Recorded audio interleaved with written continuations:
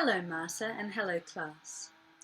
Before we get started today, I wanted to briefly return to the question from my first video, what is art? A good friend of mine brought up Ralph Waldo Emerson's definition, art is the path of the creator to his work, which I thought was interesting considering art is a process rather than an end result. She also made an interesting connection that I hadn't considered before, about how when you truly love someone, you love them for exactly who they are, flaws and all, and not just for what they can do for you.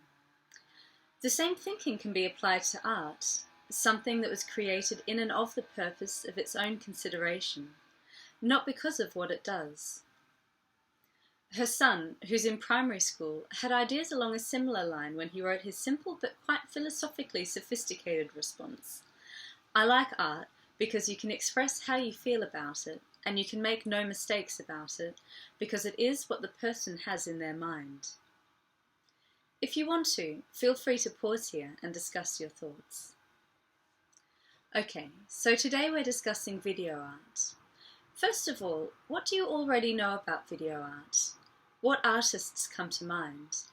Are there any works that you're already familiar with? Pause here and discuss your initial thoughts.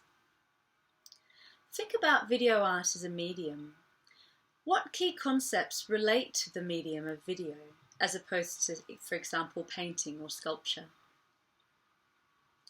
Well, video art can take many forms. Recordings that are broadcast, installations viewed in galleries or museums, works streamed online, distributed as videotapes or DVDs, and performances which may incorporate one or more television sets, video monitors and projections, displaying live or recorded images and sounds.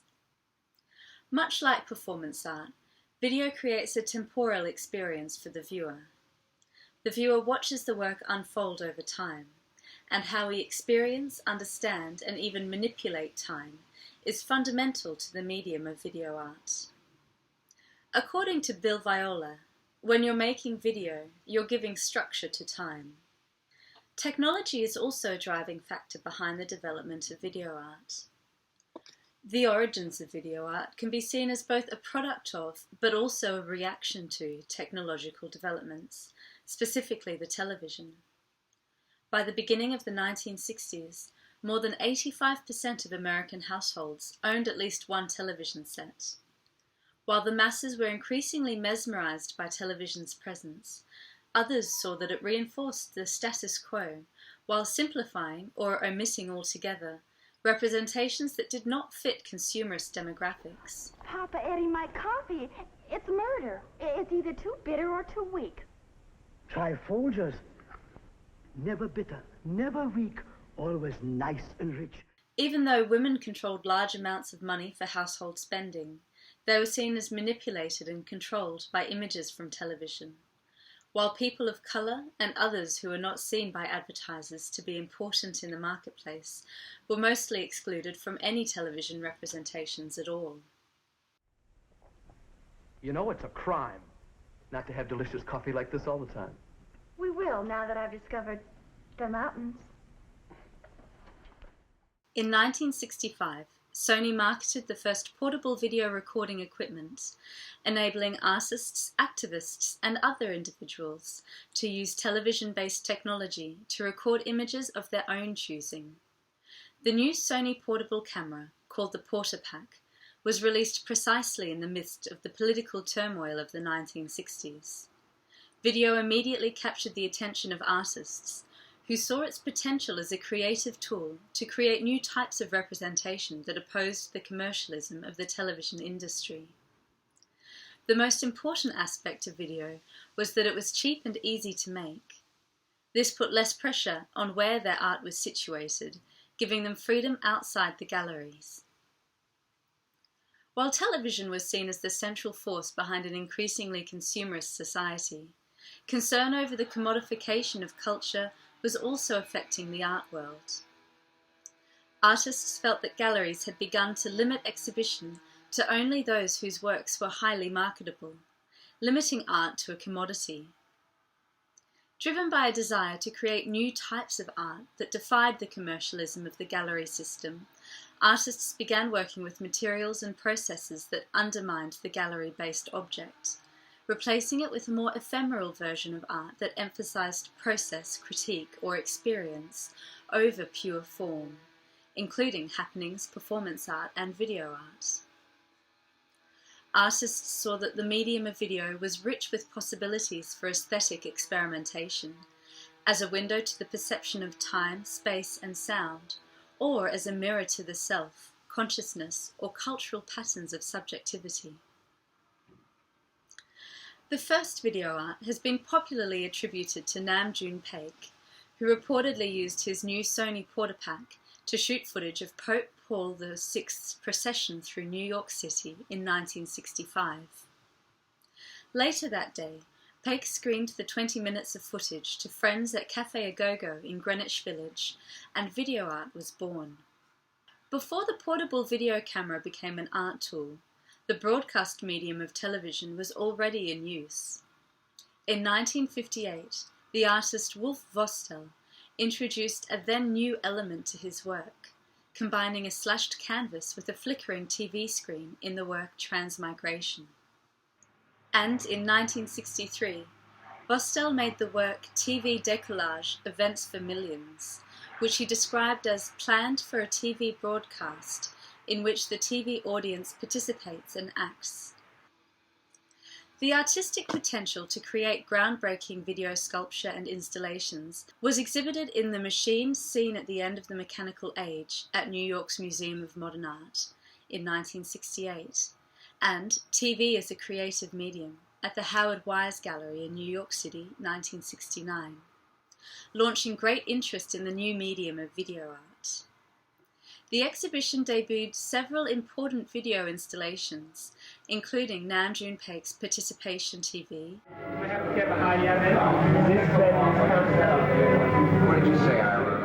and TV Bra for Living Sculpture, Aldo Tambollini's Black Spiral, Paul Ryan's Everyman's Mobius strip, and Ira Schneider and Frank Gillette's Wipe Cycle. Wipe Cycle was the first multi-channel video artwork and the first video art to combine live images of gallery visitors, found footage from commercial television, and shots from pre-recorded tapes. Another early pioneer of video art was Bruce Nauman. In Stamping in the Studio, Nauman films himself with an inverted camera placed high on the ceiling as he takes small steps, stamping back and forth across his studio floor, with the rhythms getting more and more complex as time passes. With each decade, technological developments helped to expand the possibilities of video art. The invention of the videocassette in the 1970s enabled artists to experiment with the video format. For example, Peter Campus's Double Vision combined the video signals from two Sony Portapaks through an electric mixer in order to investigate the metaphoric overlap between properties of the video camera and processes of human perception. Jonas's vertical roll involved recording previously recorded material of Jonas dancing while playing the videos back on a television, resulting in a layered and complex representation. The visual effect of an image continuously rolling vertically out of the frame deliberately interferes with the visual pleasure of watching a woman on camera. In Europe, Valie Export's groundbreaking video piece, Facing a Family, was one of the first instances of television intervention in broadcasting video art. The video, originally broadcast on Austrian network television, shows an Austrian family watching TV while eating dinner, creating a mirroring effect for many members of the audience who are doing the same thing. So what do you think the significance of this work is? Pause here and discuss your thoughts. Export holds up a mirror, in the truest sense of the word, to TV consumers and middle-class families. This is what you look like in front of the object known as television. Export believed the television could complicate the relationship between subject, spectator, and television. In Facing a Family is observed watching television. the viewer becomes the object of the family's gaze, as much as the family is the object of the viewer's gaze. One family watches another family watching television. A feedback effect is produced. The leisurely, real course of time directs our attention to the speechless conditions produced by TV, to the TV medium's coding of reality and perception. Many of the visual strategies in video of the 1980s were based on post-production technology. The wide availability of VHS recording equipment in the mass market also had an enormous effect on video art, allowing artists to record information directly from television to use in their work. Artists were no longer solely reliant on images made by themselves with the camera, but could take images directly from television programming and advertisements, archival films, Hollywood films, or home movies. Appropriation became a new type of postmodern visual critique, based on uprooting images from their original contexts. For example, in Kiss the Girls, Make Them Cry, Dara Birnbaum uses clips from the game show Hollywood Squares to construct an analysis of the coded gestures and looks of the actors and expose stereotyped gestures of power and submission.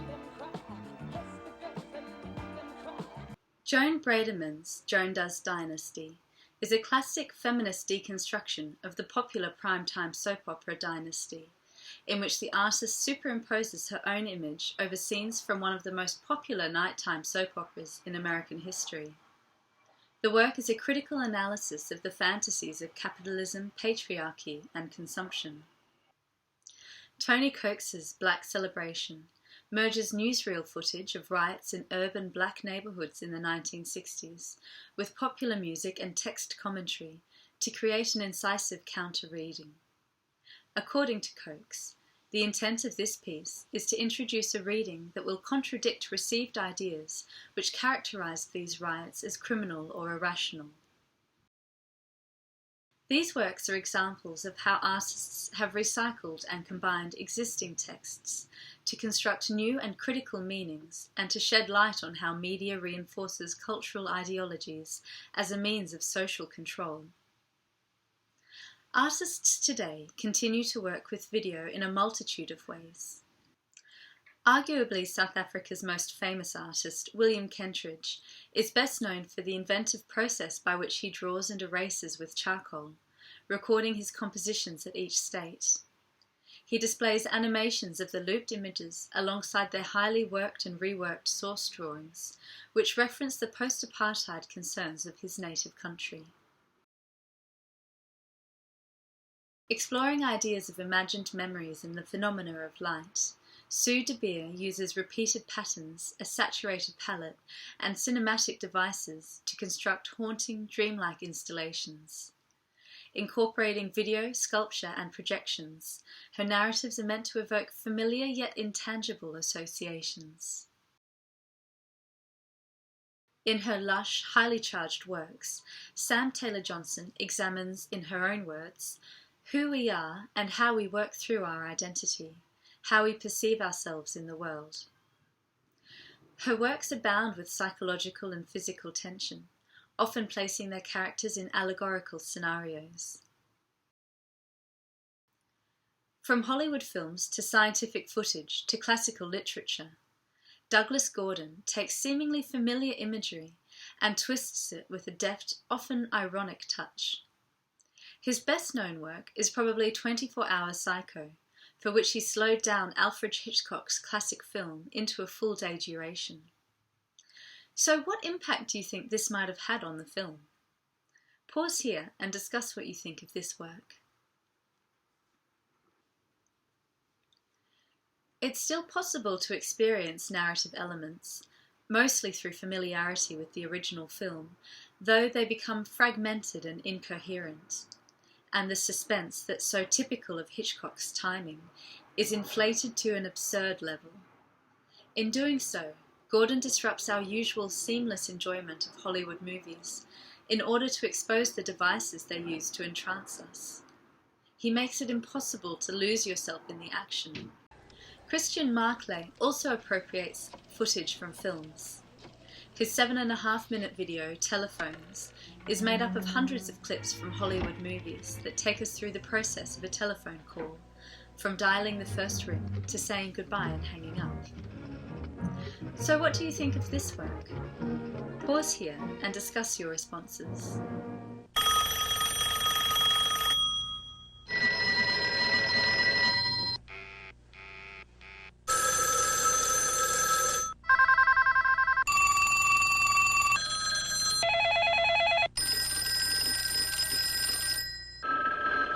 Using his building blocks, dialing, greeting, conversing, farewells and hang-ups, Marclay plays with the notion of cinematic continuity by splicing newer and older films into his narrative. The piece jumps back and forth in time, as well as between colour and black and white. According to the artist, telephone scenes are ubiquitous in films. It's a simple shot, cheap, based on a jump cut edit, with which we're familiar and which we accept. For the viewer, it seems normal to jump cut from one actor in one space to another in a completely different space, or from one film to another. One of today's best-known video artists, Viola, creates works that combine filmed images and music in what he calls total environments that envelop the viewer in image and sound. Often presented in multi-channel installations, his scenes invoke both spiritual and artistic traditions. In Nantes' Triptych, Viola displays 3 different videos in an installation that focuses on life and death. The left panel shows an image of a young woman in the process of giving birth. The right panel shows an image of an old woman in the process of dying. Both are documentations of actual events. The central panel shows a man weightlessly floating underwater. The 3 passages are accompanied by a soundtrack of crying, water movement and breathing in a 30-minute loop. In what ways does this work invoke both spiritual and artistic traditions? Pause here and discuss your responses. In this work, Viola is exploring both his personal, subjective experiences as well as deeper universal truths. The birth video was actually inspired by the birth of his first son. It's an intimate look into the beauty of birth and life. The woman on the right is actually Viola's mother. He filmed her on her deathbed in her final moments of life. In a documentary titled The Eye of the Heart, Viola talks about his mother's death and his decision to film this deep and intimate experience. He says that filming his mother in the process of dying was emotionally the hardest experience he's had to deal with. Viola has described these as the great universal experiences. They happen to be the most private and personal experiences, and the camera is the embodiment of the invasion of privacy, which is where the tension comes in. This work takes the form of a triptych, traditionally used in Western art for religious paintings, to represent, through the medium of video, his own contemporary form of spiritual iconography. For him, birth and death, the markers which delineate our lifespan, are mysteries in the truest sense of the word, not meant to be solved, but experienced and inhabited. This is the source of their knowledge. The repetition of the soundtrack helps to synchronize the different sounds of the cries of birth with the last breaths of life. This modulates the differences until we no longer hear them separately and we begin to unify the experiences. The linear framework of birth, life and death is transcended, and the 3 become entwined in the cycle of existence, where death is not viewed as a state that occurs at the end of life, but is inherent within its very condition. Video artists produce all kinds of work, including video installations and videotapes of performances, processed video art made on video synthesizers, and documentary footage from the streets. Barbara London, a curator in the Department of Media at the Museum of Modern Art, New York, considers video art to be as diverse as painting. It all depends on who is holding the camera, rather than the brush. It's all about the materiality of the electronic image, she says. Today's video art is merging with everyday life and everyday people, focusing on content and experimentation instead of distraction.